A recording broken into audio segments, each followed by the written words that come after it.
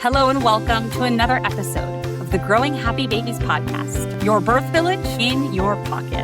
I'm Adina, board-certified lactation consultant and fellow mom. In this podcast, we'll chat with doulas, midwives, lactation consultants, therapists, pelvic floor physios, and so many more birth helpers in the English-speaking Israeli community. Listen in to help you decide who you want to work with throughout your birth and baby journey. Let's grow some happy babies and happy families together.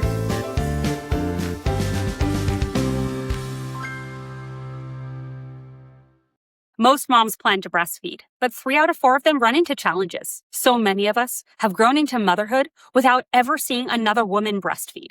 That's why I created the Pocket Prenatal, a hands-on virtual prenatal breastfeeding preparation class with live monthly meetings where we literally put breastfeeding skills into practice before your baby arrives. What's normal newborn behavior? How do you know your baby is eating and growing well? Healing nipple pain, pumping, how to use bottles and pacifiers, postpartum mental health, and so much more. Join me for a comprehensive, judgment-free prenatal breastfeeding preparation at the Pocket Prenatal. Hello, everyone. Welcome again. Today, I am talking with Ariella Dubrowin. She is a lactation counselor.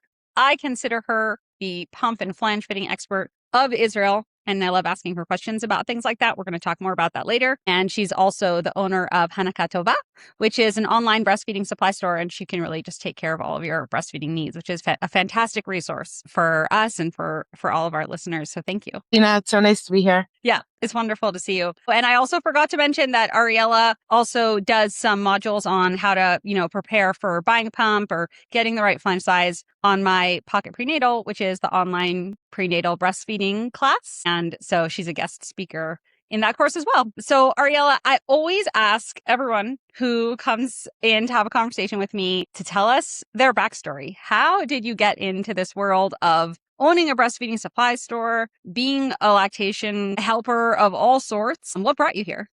I feel like my story isn't exactly typical. My son is 20 now. And when he was born, I had 2 sisters in America who were pregnant. Actually, one sister had given birth just before he was born. But while 3 of us, I have 2 sisters and all 3 of us were pregnant at the same time. And like everything, the American market was just like way bigger than the Israeli market. I was looking for something to be self-employed. I had worked in the nonprofit sector and wasn't happy there and wanted to find some business for myself. And when I gave birth to my son, I had a nursing bra that actually, looking back, I can't believe how horrible it was, but I loved it at the time. And I wanted to buy another one. And I wanted to type it into Google and be able to order it online. And that wasn't possible. So I went to look for nursing bras and saw that in order to get a nursing bra in Israel, you sort of had to do a tour of the whole city because each store had 2 different models and nobody knew how to do a proper fitting. And I started my business doing fittings for nursing bras at home for women after they gave birth. And as time went on, I started my website. I added more products. I actually am discontinuing nursing bras now, but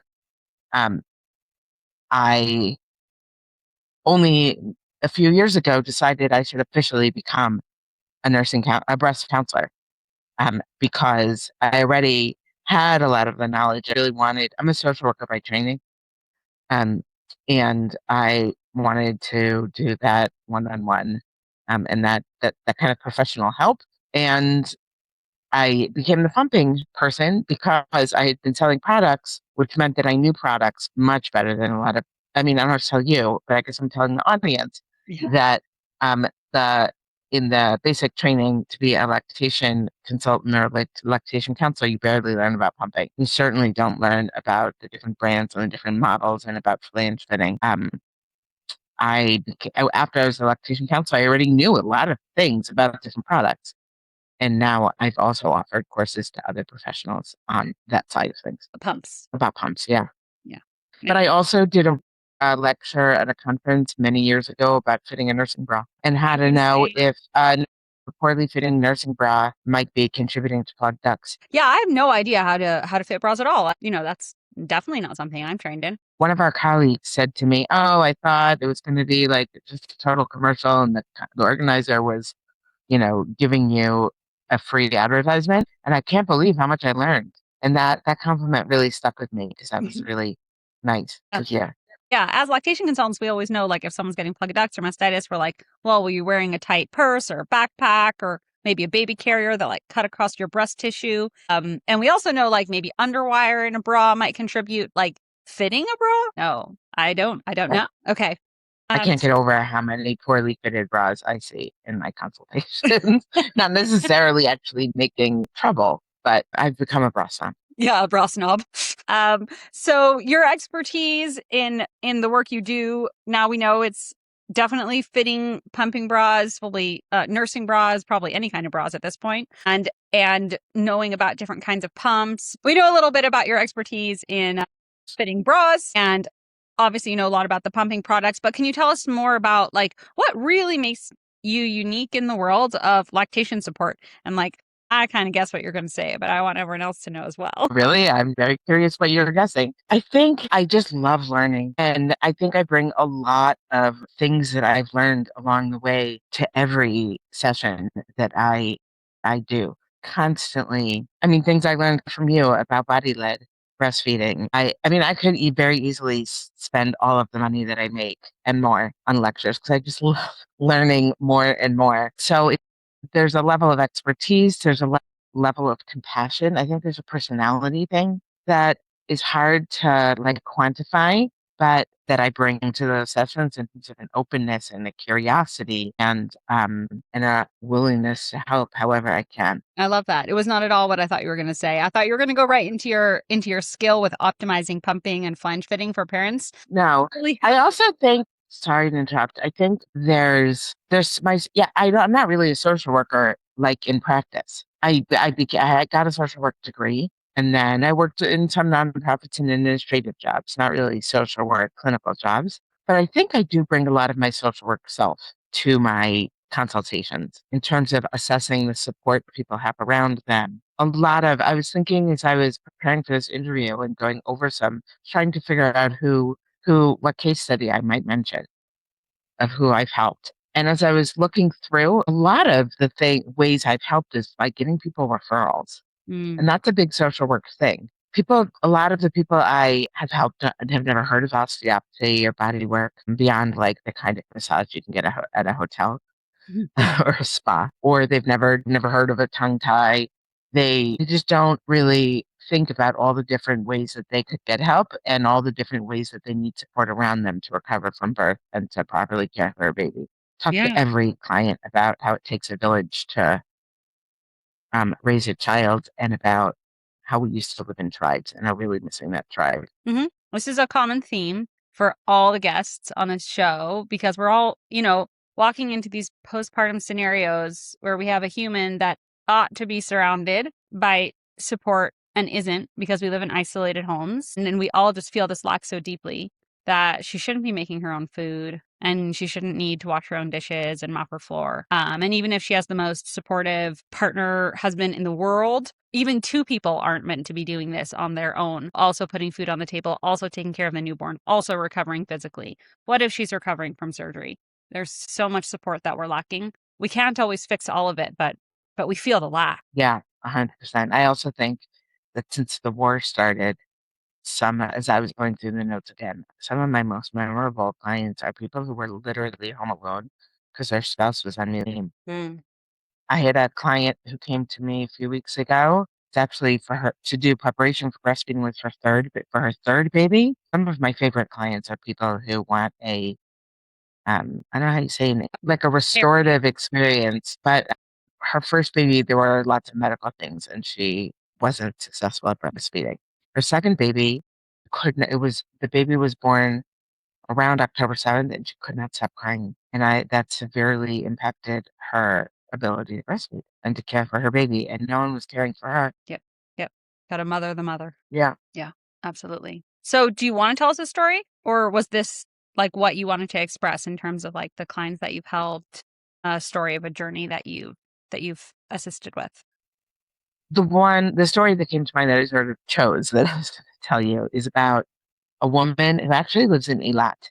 And I did not do a consultation in Eilat, but I helped her via WhatsApp and phone calls with flange fitting. Wait, She hold had on. been, Let's back up for a second because I find people yeah, don't know that word. Can you tell us what a flange is? Yeah, a flange is the part of a breast pump that, do I have one behind me? I don't think I do. It's the part of the breast pump that attaches to your breast. Yes. Okay. That actually attaches to your breast. It's like some people might call it a funnel, but it's the part that attaches to your breast. And most pump companies sell them with a size 24 or 25, which is also the standard size for the part that they attach to a cow in the dairy industry. I actually just looked on Amazon to see if I could buy one just for like an Instagram Yeah, video to like a compare one it. for a cow. I think I'm still thinking about it. I haven't totally ruled it out. But most women I work with need a 15 or smaller. So I helped. There was a woman, I don't remember why at the beginning, her baby, maybe the baby was a preemie and she had to, they couldn't breastfeed. And so she started pumping and it was incredibly painful and she wasn't getting much milk. And because it was painful and they kept suggesting that she go up and up in the number or the size of the flange. And I think she called me asking for a 36. And I was like, really? And I ask people all the time, it sounds so funny, but I like every day, several times a day, ask women if you've waited a while after you pumped and you hold a 5 shekel coin next to your nipple, which is wider, the 5 shekel coin or your nipple? Because a 5 shekel coin is 24. And of course, I mean, almost no one has a nipple bigger than a 5 shekel coin wide. So she ended up, I think, with like a 13 or something. And she wrote the most beautiful testimonial on my WhatsApp group for women who are pumping about just how it completely changed her life. She didn't know pumping could be comfortable. She didn't know that it was doable. She thought it was just basically impossible. And she, of course, thought that she was the only one who couldn't do it. Right. But this is true in all the breastfeeding challenge scenarios. People feel like they're the only one. I'm the only one whose Totally. baby won't latch. I'm the only one whose baby's waking up every hour at night. I'm the only one who can't make enough milk. What's wrong with me? What's wrong with my baby? But these experiences are so common and they just feel so lonely. They're basically universal. Yeah. I mean, I really think that in the modern world, women spend so much time preparing for birth because they're afraid it's a pain. And they don't spend very hardly any time preparing for breastfeeding. Maybe they have a session in their birth class. They don't really plan um, on breastfeeding and understand the biology of it. And then I don't want to say they mismanage it because it's sort of placing guilt or blame, but they just don't understand what has to be done and how to identify latch and how to see if they're swallowing or not. And then they're all alone How to and they feel like, really think they're the only ones. and how to feel like what they're going through is normal, just to feel Yeah. part of a I culture. just had a woman I just had a woman who also she didn't come to me for preparation for breastfeeding actually. She came to me with a 3 week old baby and um she just needed some reassurance that everything was okay. Like sometimes I feel like I'm not doing that much, but it makes such a difference for them. She actually had an oversupply. Many women um think, oh, wouldn't that be amazing? Because I have to struggle for my supply. But she really was suffering. Yeah. And her 3 week old baby nursed for like 5 minutes and in a weighted feed took in 120 milliliters. And she was hurting her because he was clamping down, trying to slow it down. And with a slight action change and an understanding of what was going on, I was able to help her. And I don't think the session was more than 45 minutes, but it really, thank God, I feel like I really, really helped. Yeah, that's wonderful. I mean, there are themes that we're going through in this conversation, and there are themes in our work as supporters of women with new babies, which is the first theme we talked about was it takes a village. When you have a village, you're surrounded by sisters, mothers, aunts, grandmothers, older women that raised you, and they all went through breastfeeding too. And they say, oh, that's normal. Here's how we fix it. And nothing ever spirals into a problem because it's been taken care of from the first question mark with all of these surrounding females who've gone through the same experiences multiple times. And instead, Right. nowadays, we replace those people with doulas and lactation consultants and I don't even know what body workers and social Postpartum. postpartum doula and like the person who when the community comes together and makes food for you, it's this small sliver of what a village used to feel like. And we're all just filling in these gaps that come about from our fragmented way of life. Right. I tell people very often about this village that my great grandfather came from in Germany called Fischach, and like all the Jews were related. And I know I romanticize it in my head because I imagine that women after birth really helped each other. My mother reminds me that my great grandmother died in childbirth, so maybe modern medicine contributes is a good thing. And I also say all the time that I don't discount running water and electricity and antibiotics. Those are wonderful things. Yeah. But but it's too bad that in order to have those things, we gave up that tribe. Yeah, absolutely. Absolutely. And when it comes to prenatal education, which you also talked about, if you grow up surrounded by other women who are breastfeeding, you've absorbed it from childhood. Like normal is already something you have in your subconscious mind. What does breastfeeding look like? You have it in your subconscious mind. Like you almost don't even need the prenatal breastfeeding education anymore if you've just seen it so much. Right. Yeah. Although I think women, even in large families, because they're in their own apartments and extended families don't all necessarily live near each other anymore. Don't get that same exposure they used to. Yeah, it's possible. We are doing a little bit of romanticizing now, like you said, and yet there is a Yeah. lot. So tell me about how your specialization in flange fitting changes a woman's postpartum experience.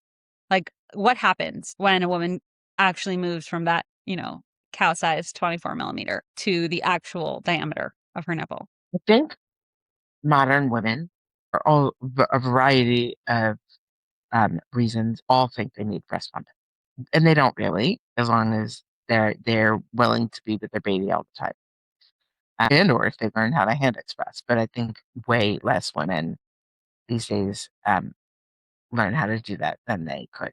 And so many women are also stimulating an oversupply by pumping right from the beginning. And they think that like having a freezer full of milk is some mark of accomplishment. And then you see messages on community groups about I have milk that's about to expire that I have nothing to do with because I've been pumping and I've been with my baby. Anyway, so if women are pumping with a flange that is the size for a cow and not a human, their nipple swells uncomfortable. The ducts inside their breasts swell and let milk out less. They get frustrated with how much milk that they can pump. And the proper size allows them to pump more milk in less time comfortably. And that's mind blowing for a lot of my clients. They literally don't realize it. They think, just like they think that childbirth has to hurt, they think pumping has to hurt, and that's just like as mothers, we're willing to suffer for our babies, but it doesn't. Yep. And how does it affect, do you see effects in the baby when the mother is using the correct size and having a more comfortable pumping experience? Does that help the baby? I mean, it helps in a lot of cases. Babies get less formula. I don't necessarily see an effect on the baby. I think it really helps the mother, but it helps babies get more breast milk. Well, if the mother, I'm just thinking out loud, if the mother is pumping with a flange size that's too large and she's having swelling and perhaps abrading and her nipple is tender, sensitive, or in actual pain, does that complicate breastfeeding because now her nipples are somewhat constantly wounded? Does that make breastfeeding more painful? And then when she gets onto the right flange size and her nipples are no longer getting wounded all the time, is breastfeeding more comfortable? For some women, I'm sure that's true. That's not like a super obvious thing I see a lot. I had one client recently who had this like giant gash basically in the base of her nipple that clearly aligned with the size of the phalange. And breastfeeding was like toe curling painful experience. And with the right, she went messaged me after that with the right size flange because he was healing. So that is really what I asked, right?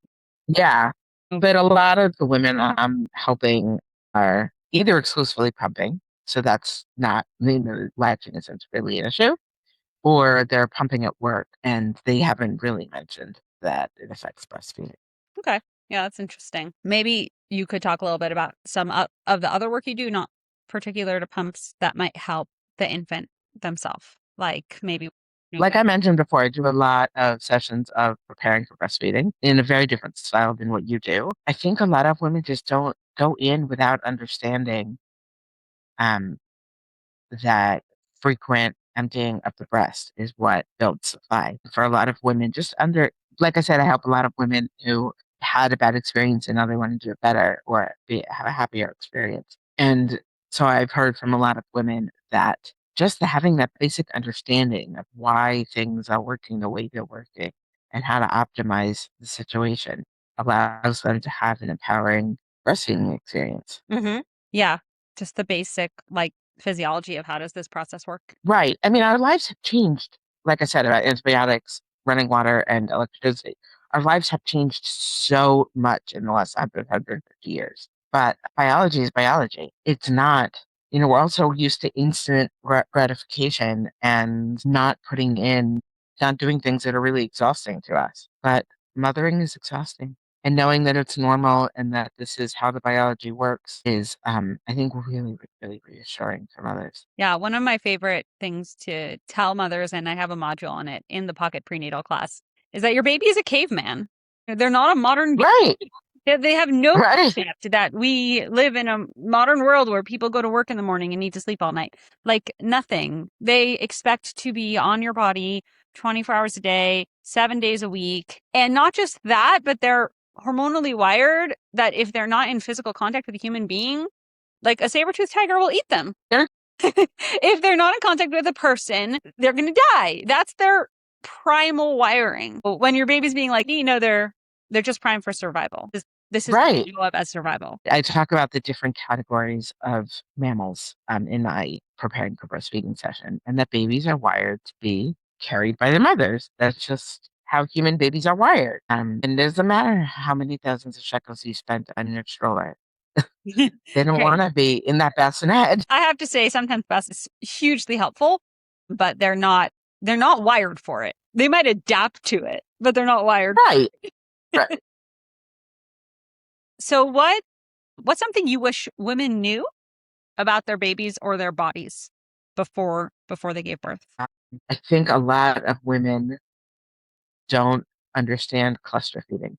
Just this morning on my WhatsApp group, had a message from someone who said, "My baby seems to be fussy. I don't think I have enough milk in the afternoon." Mm-hmm.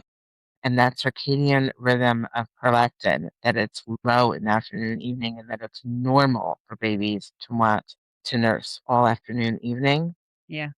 um, is something I wish women knew. I feel like women generally don't worry that much that they're going to make a healthy, happy baby. Mm. People put their pregnancy all over social media and don't consider the dangers of giving birth or the possibility that, God forbid, something's going to go bad or not exactly to plan in pregnancy. And yet, women have such an common, overwhelming fear they're not going to have enough milk. Like that's Mm. a real possibility, or that milk can disappear overnight because of what they've heard from other people, also on social media. And I just think I wish women knew that with if your baby is gaining weight and breastfeeding well, your milk can't disappear overnight. It's normal for your baby to want to nurse all afternoon and evening. That's just the way it is.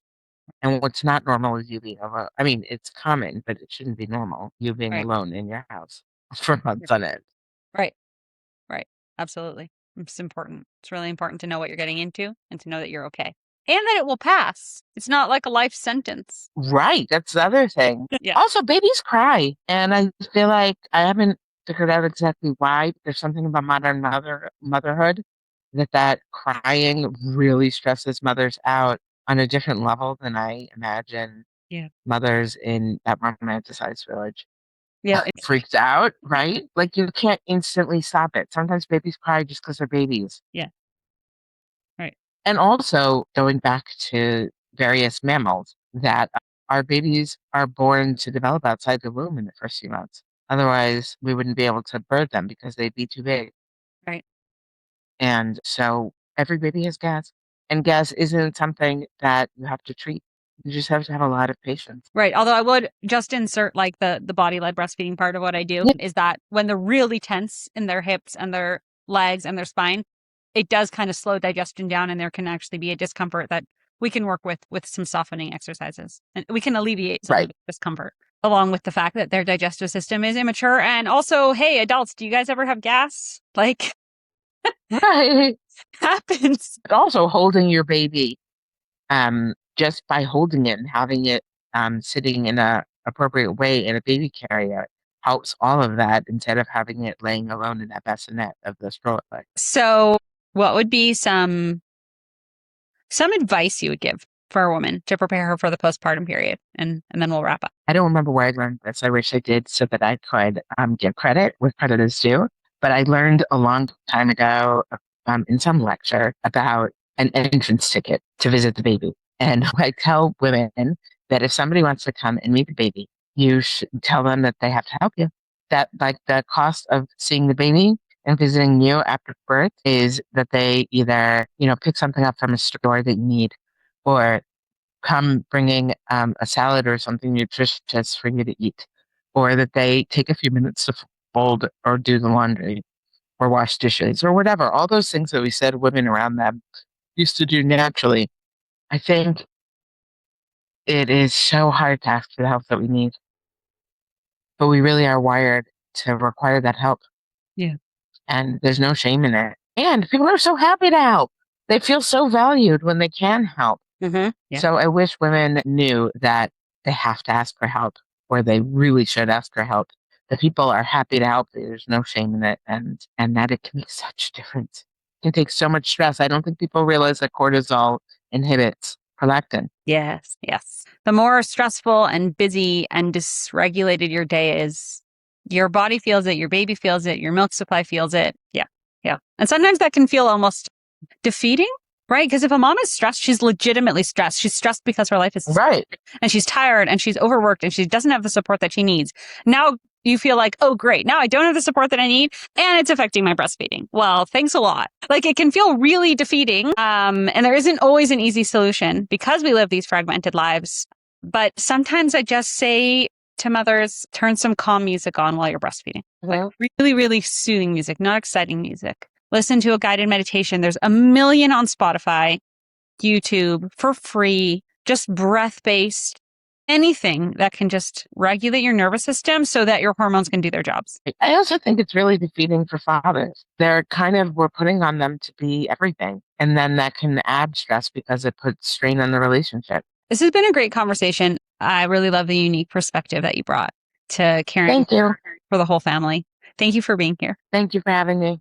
Are you a doula, midwife, lactation consultant, or other type of birth helper? Doulas Israel is the platform where clients find you. Stop fussing with websites. Your profile page on Doulas Israel houses all the information your client needs to know before they reach out to you. Make helping women simpler with a Doulas Israel membership. Growing Happy Babies is the code that gets you 5% off of the annual pro membership. Check out the full directory for every interview we've done up until now, housed at my website, growinghappybabies.com. You can search by profession, location in Israel, or name to choose exactly which birth supporter you need for your journey into motherhood. Whether you are hoping to get pregnant, waiting for your baby to arrive, or already holding your baby in your arms, reach out with any questions. I'm here for you. Until next time.